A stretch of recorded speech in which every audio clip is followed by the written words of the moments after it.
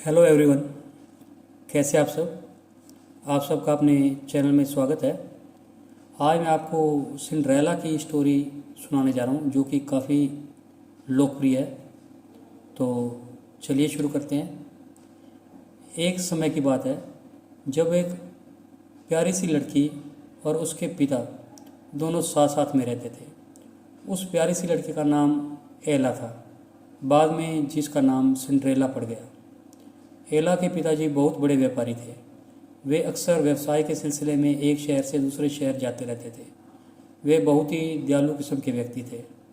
वे अपनी बेटी एला से बहुत प्यार करते थे। एला की माँ का जल्द ही देहांत होने के कारण एला को माँ का प्यार नहीं मिल पा रहा था, इसलिए एला के पिता ने दूसरी शादी कर ली थी। उनका मानना था कि इससे एला उनकी अनुपस्थिति में अकेली भी नहीं रहेगी और उसे माँ का प्यार भी मिलेगा। एला के पिता ने जिस दूसरी महिला के साथ शादी की थी वह विधवा थी और उसकी दो बेटियां भी थी।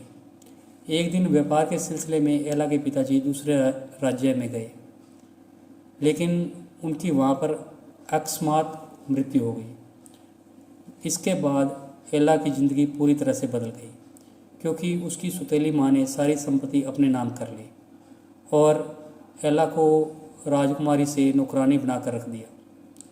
एला की सुतेली माँ ने घर के सारे नौकरों को नौकरी से निकाल दिया और सारा काम एला से करवाने लगी। वह पूरे दिन उसे मारती थी और उसे ताने देती थी। एला की सुतेली बहन भी उसे पसंद नहीं करती थी। वह हमेशा उसे अपने से दूर रखती और उससे अपना सारा काम, कपड़े धोना, नाश्ता बनाना, जूते पॉलिश करना, कमरे की सफाई करवाना इत्यादि सभी करवाया करती थी। एला इतना काम करके बहुत थक जाती थी। वह अपने घर की चिमनी के पास ही सो जाती थी, जिसके कारण उसकी सारी राख उसके ऊपर गिर जाती थी, जिसको अंग्रेजी भाषा में सिंडर कहते हैं। उसकी सौतेली बहनें यह सब देखकर उसे सिंडर एला के नाम से भी चिढ़ाती और मजाक उड़ाती थी। धीरे धीरे एला का नाम सिंड्रेला पड़ गया। पिता के देहांत के बाद सिंड्रेला अकेली पड़ गई थी और उसकी सौतेली माँ और बहनें भी उससे बात नहीं करती थी, इसलिए उसने घर पर ही दो चूहों और एक प्यारी सी चिड़िया को अपना दोस्त बना लिया था। पूरे दिन भर काम करने के बाद जब वह थक जाती तो वह इन्हीं चूहों और चिड़िया के साथ बात करती और खेलती थी। जब भी सिंड्रेला अपने इन छोटे दोस्तों के साथ होती वह अपना सारा दुख दर्द भूल जाती थी। ऐसे ही समय बीत रहा था। एक दिन सिंड्रेला जिस राज्य में रहती थी वहाँ के राजा ने पूरे राज्य में ऐलान करवाया कि राजमहल में एक बहुत बड़े जलसे का आयोजन किया जाएगा, जिसमें राज्य की सभी लड़कियों को आमंत्रित किया गया था। जलसे में आई लड़कियों में से वहाँ का राजकुमार अपने लिए राजकुमारी चुनने वाला था। यह ऐलान सुनने के बाद राज्य की सभी लड़कियों में खुशी की लहर दौड़ गई। सभी लड़कियां राजकुमार से विवाह करने के सपने देखने लगी। सिंड्रेला भी यह ऐलान सुनने के बाद बहुत खुश हो गई, लेकिन सिंड्रेला की सौतेली माँ बहुत खड़ूस थी। वह नहीं चाहती थी कि सिंड्रेला जलसे में शामिल हो, क्योंकि पुराने गंदे फटे कपड़ों में भी सिंड्रेला किसी राजकुमारी से कम नहीं लगती थी।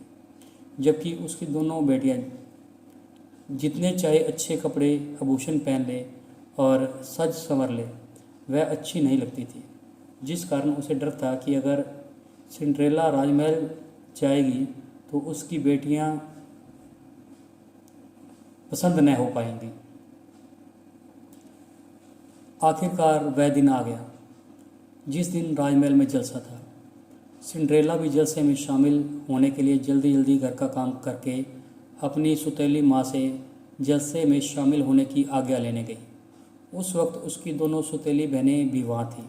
सौतेली माँ ने अपनी बेटियों की तरफ देखते हुए उससे जाने की इजाज़त दे दी, लेकिन एक शर्त भी रख दी कि उसी घर के सारे काम को पूरा करने के बाद ही जाना होगा। यह सुन सिंड्रेला खुश हो गई। कुछ ही देर बाद सौतेली माँ ने सिंड्रेला को फिर बुलाया और अपने और अपनी बेटियों के सारे कपड़े और घर के सभी कपड़े धोने के लिए दे दिए और दोबारा से घर की सफाई का काम सौंप दिया। यह सुनकर सिंड्रेला को बहुत गुस्सा आया, लेकिन वह कर भी क्या सकती थी। उसने मन मारकर फिर से घर का काम करना शुरू कर दिया। शाम हो गई। उसकी बहनें सज संवर कर तैयार हो गई और राजमहल जाने के लिए चलने लगी। तभी सिंड्रेला ने पीछे से एक आवाज़ लगाई और बोली, माँ, मेरा काम समाप्त हो गया, मैं भी आपके साथ चलती हूँ। सुतेली माँ ने फिर एक नई चाल चलते हुए कहा, जाओ, तुम अपने नए कपड़े पहनकर आ जाओ। सिंड्रेला खुश होकर अपने कमरे में चली गई। जैसे ही सिंड्रेला कमरे में गई, उसकी माँ ने बाहर से दरवाज़ा बंद कर दिया और राजमहल जाने के लिए निकल पड़ी। तभी सिंड्रेला तैयार होकर दरवाज़ा खोलने लगी तो उसे एहसास हुआ कि बाहर से दरवाज़ा बंद पड़ा है। उसने माँ को खूब आवाज़ लगाई और ज़ोर ज़ोर से रोने लगी। कुछ देर बाद वह समझ गई कि उसकी सुतेली माँ उसे राजमहल नहीं ले जाना चाहती। वह दुख हार कर कमरे में ही एक कोने में बैठ गई। उसके दोस्त चूहे और नन्ही चिड़िया उसे हंसाने की कोशिश कर रहे थे, लेकिन सिंड्रेला बहुत ही उदास थी। समय बीत रहा था और राजमहल में जलसे का आयोजन प्रारंभ हो चुका था। आपको ये कहानी पसंद आ रही है तो वीडियो को लाइक कीजिए, शेयर कीजिए और चैनल को सब्सक्राइब कीजिए। तो आगे शुरू करते हैं।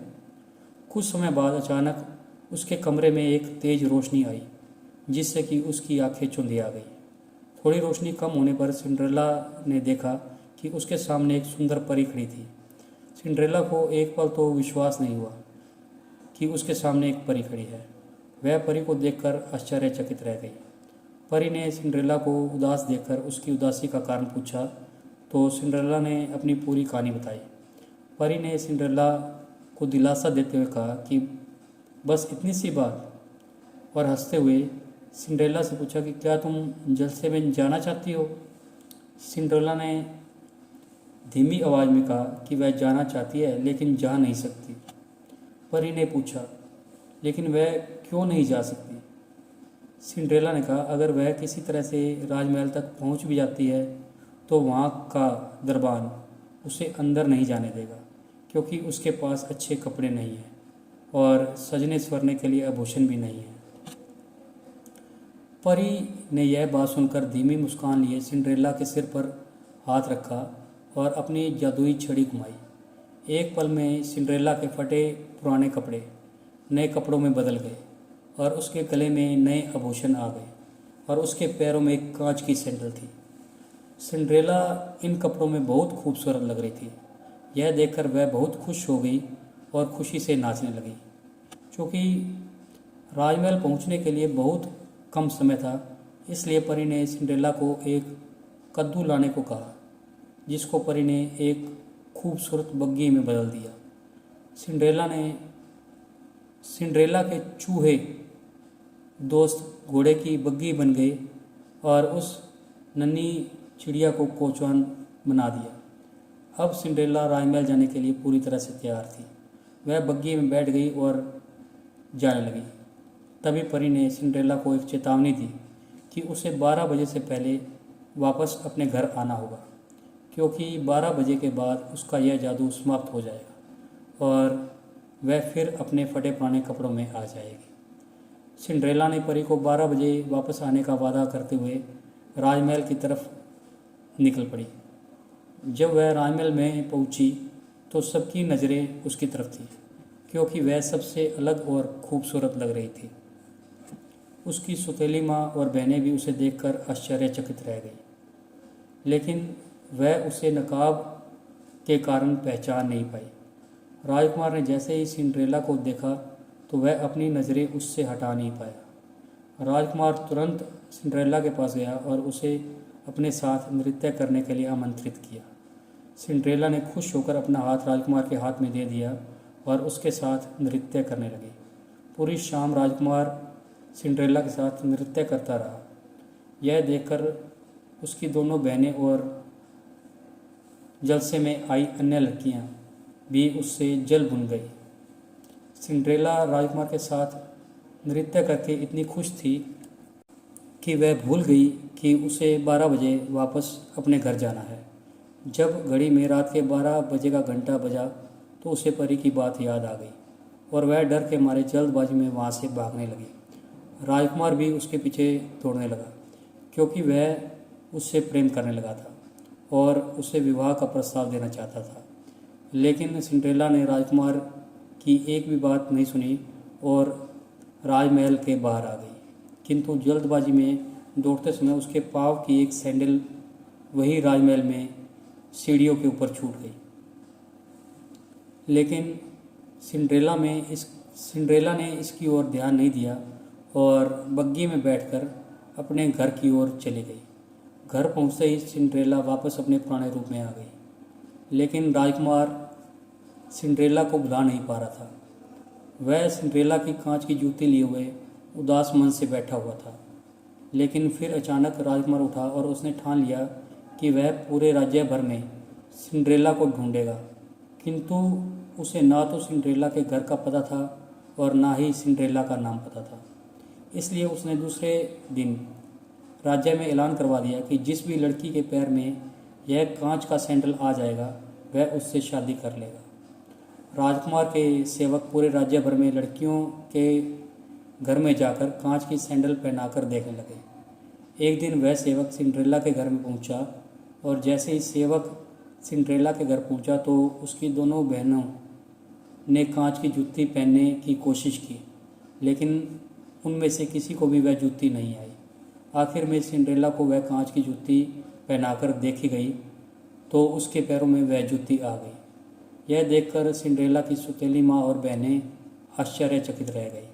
सेवकों ने राजकुमार को यह खुशखबरी भिजवाई। राजकुमार खुशखबरी सुनते ही सिंड्रेला के घर दौड़ कर चला आया और सिंड्रेला के पैर में कांच की सैंडल देखकर खुश हो गया। तभी सिंड्रेला ने दूसरी सैंडल भी अपने पैर में पहन ली। यह देखकर राजकुमार समझ गया कि यह वही लड़की है जिसके साथ उसने नृत्य किया था। बस फिर क्या था, राजकुमार ने उसी वक्त सिंड्रेला के सामने विवाह का प्रस्ताव रख दिया। सिंड्रेला ने भी खुश होकर राजकुमार से विवाह के लिए हाँ कर दी और कुछ समय पश्चात दोनों का विवाह हो गया और दोनों राजमहल में सुखी से जीवन व्यतीत करने लगे। तो आपको ये कहानी कैसी लगी? अगर पसंद आई तो वीडियो को लाइक कीजिए, शेयर कीजिए और चैनल को सब्सक्राइब कीजिए। और ऐसे और भी कहानियाँ सुनने के लिए आप बेल वाला बटन ज़रूर दबा दें ताकि आपको नोटिफिकेशन मिलती रहे। Thank you.